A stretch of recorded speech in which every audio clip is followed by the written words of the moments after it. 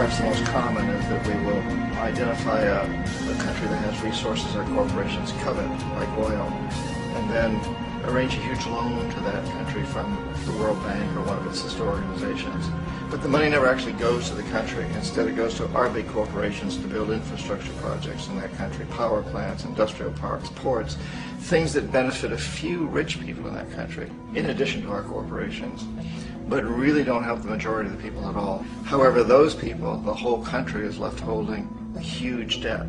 and such a big debt they can't repay it, and that's part of the plan, that they can't repay it. And so at some point, we economic hitmen go back to them and say, listen, you owe us a lot of money, can't pay your debt, so sell your oil real cheap to our oil companies. Allow us to build a military base in your country, or send troops in support of ours to someplace in the world like Iraq, or vote with us on the next UN vote, to have their electric utility company privatized and their water and sewage system privatized and sold to U.S. corporations or other multinational corporations. So there's a whole mushrooming thing, and it's so typical of the way the IMF and the World Bank work, that you put a country in debt,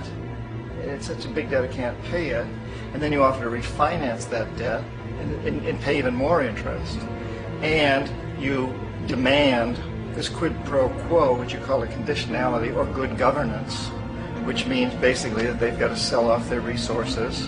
including many of their social services, their utility companies, their school systems, sometimes their penal systems, their insurance systems, to foreign corporations.